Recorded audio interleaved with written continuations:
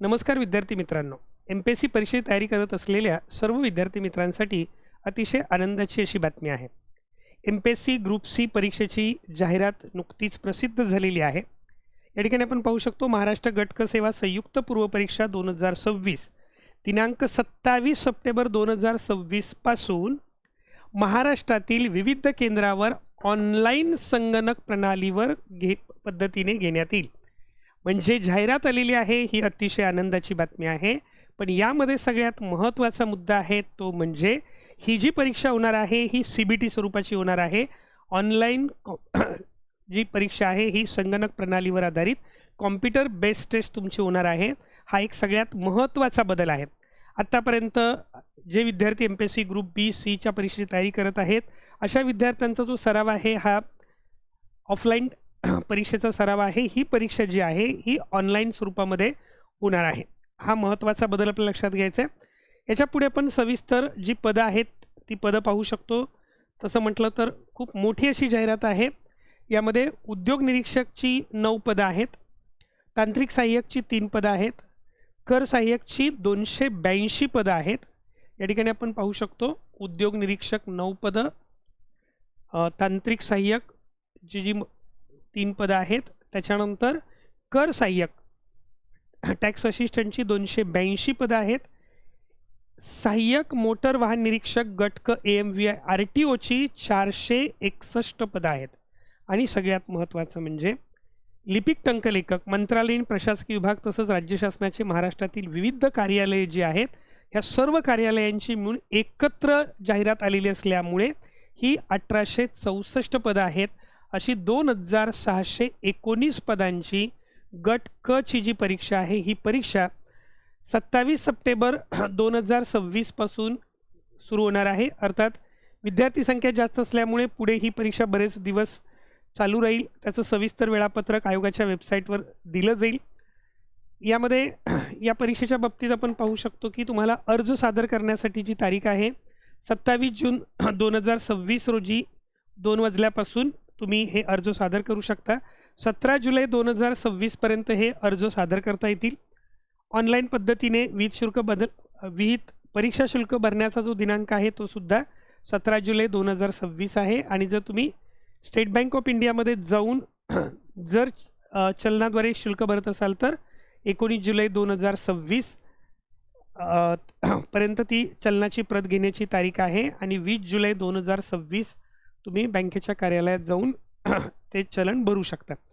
आता जाहिरातीबद्दल आपण जर पुढे पाहायला गेलं तर तुमच्या लक्षात येईल की यामध्ये तुम्हाला पुढे जी पात्रता आहे ही पात्रता त्याच्याबद्दलच्या माहिती दिलेल्या आहेत.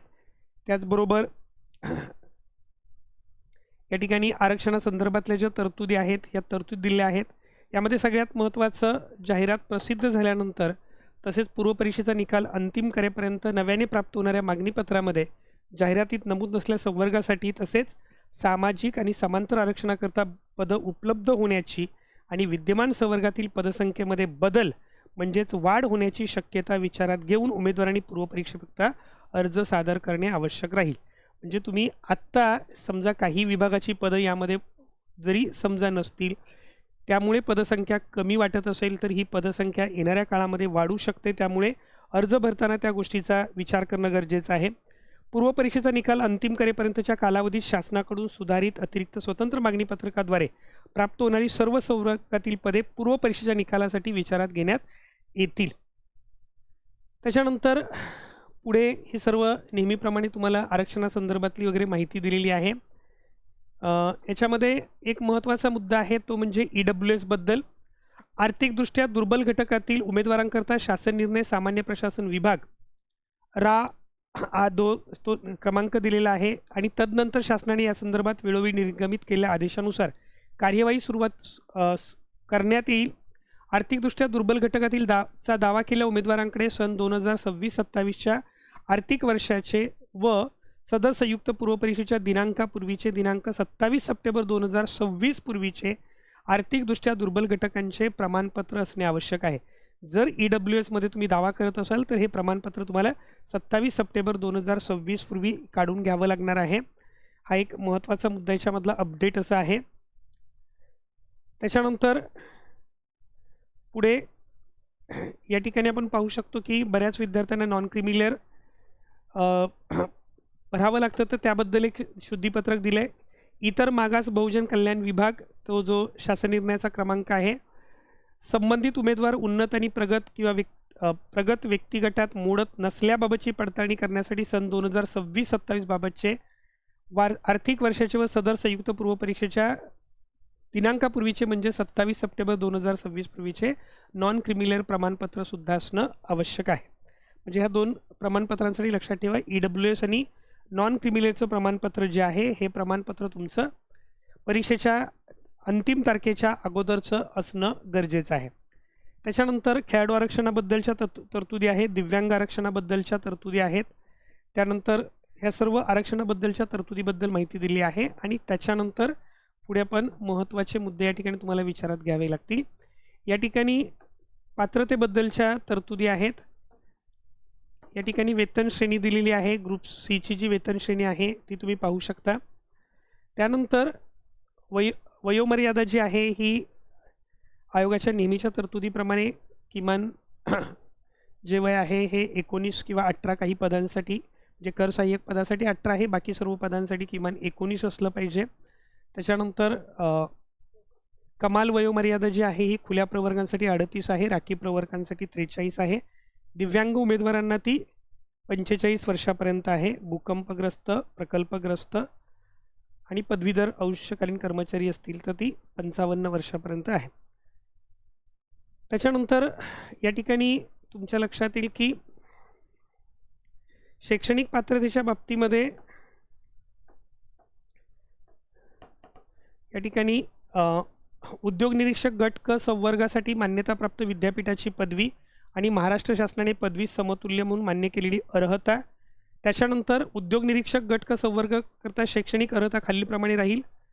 संविधिक विद्यापीठाची अभियांत्रिकीमधील म्हणजेच अभियांत्रिकीमधला स्थापत्य अभियांत्रिकी तसेच स्थापत्य अभियांत्रिकीमधील विषयांच्या गटाशी संलग्न असलेल्या वास्तुविद्या, नगररचना इत्यादी विषयाव्यतिरिक्त किंवा तंत्रज्ञानामधील किमान पदविका, अगदी तुमच्याजवळ डिप्लोमा स्थापत्य अभियांत्रिकीमधला म्हणजे सिव्हिल इंजिनिअरिंगचा डिप्लोमा जरी असेल तरी तुम्ही ही परीक्षा देऊ शकता उद्योग निरीक्षकची, किंवा विज्ञान शाखेतील संवेदिक विद्यापीठाची पदवी म्हणजेच BSc पदवी तुमच्याजवळ असेल तर ही परीक्षा देऊ शकता.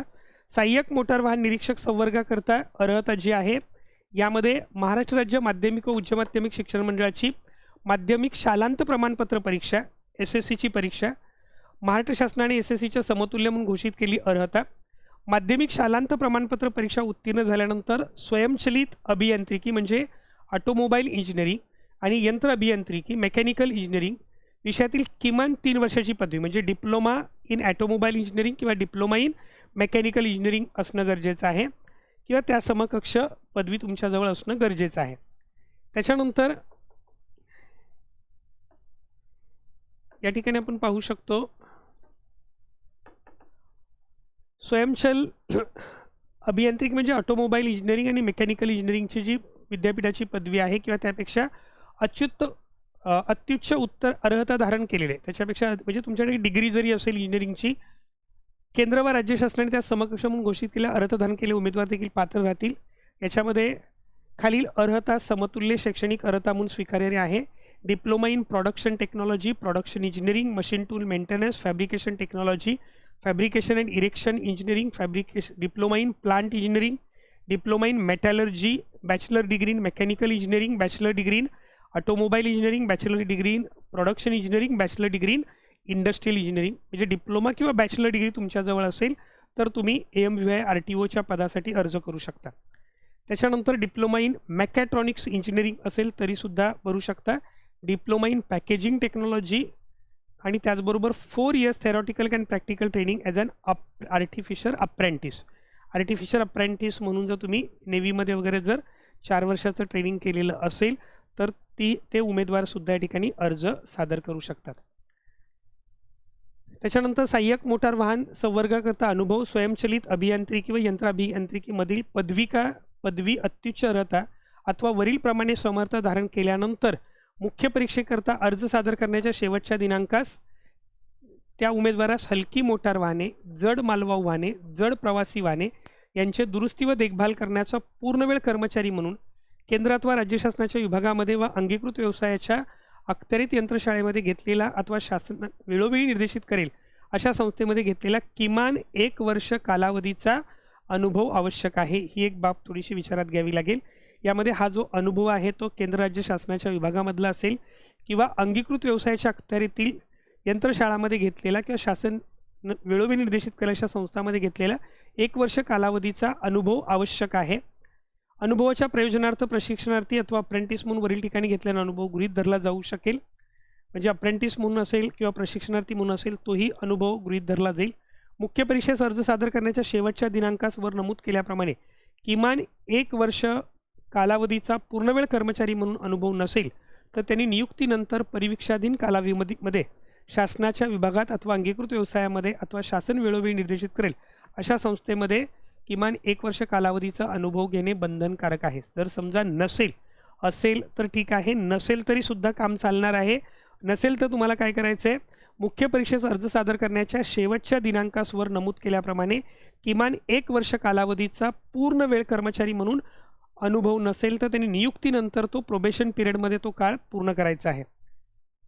त्याच्यानंतर सहाय्यक मोटार वाहन निरीक्षक संवर्गाकरता वैध अनुज्ञप्ती लायसन मुख्य परीक्षेचा अर्ज सादर करण्याच्या अंतिम दिनांकास वैध असणारी गिअर्स असलेली मोटरसायकल, हलके मोटर वाहन आणि परिवहन वाहन, जड मालवाहू वाहन, जड प्रवासी वाहन या संवर्गासाठी सक्षम प्राधिकाऱ्याने दिलेली वैध अनुज्ञप्ती आवश्यक। लायसन तुमच्याजवळ असलं पाहिजे। हे लायसन जे आहे हे मोटरसायकलचं असेल, हलके मोटर वाहनचं असेल आणि परिवहन वाहनचं असेल। अर्ज सादर करण्याच्या अंतिम दिनांकास वर नमूद केल्याप्रमाणे जड माल वाहतूक वाहन किंवा जड प्रवासी वाहतूक वाहन यापैकी एखादी किंवा दोन्ही वाहने चालवण्याची अनुज्ञप्ती नसेल तर अशा उमेदवारास अशी अनुज्ञप्ती नियुक्तीनंतरच्या 2 वर्षाच्या परीक्षाविधीन कालावधीमध्ये प्राप्त करणे बंधनकारक आहे। परीक्षा कालावधीमध्ये अशी अनुज्ञप्ती प्राप्त न करणाऱ्या उमेदवारास सेवेतून कमी करण्यात येईल। वाहन चालवण्याची अनुज्ञप्ती वेळोवेळी नूतनीकरण असली पाहिजे। त्याच्यानंतर सहाय्यक मोटर वाहन निरीक्षक संवर्गाकरता शारीरिक अर्हता सुद्धा आहे। उंची 163 सेंटीमीटर असली पाहिजे पुरुष उमेदवारांना। त्याच्यानंतर छाती किमान 79 सेंटीमीटर व किमान 5 सेमी फुगवली झाली पाहिजे।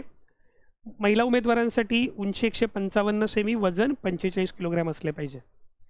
त्याच्यानंतर या ठिकाणी आपण पाहू शकतो की क्लर्कसाठी जी पात्रता आहे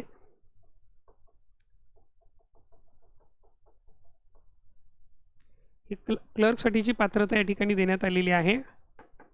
यामध्ये मराठी टंकलेखन किमान 30 शब्द असले पाहिजेत कर सहाय्यकसाठी आणि इंग्रजी टंकलेखन किमान 40 शब्द। दोन्हीही पदांसाठी मराठी 30चं टायपिंग स्पीड असलं पाहिजे, इंग्रजी 40चं टायपिंग स्पीड असलं पाहिजे।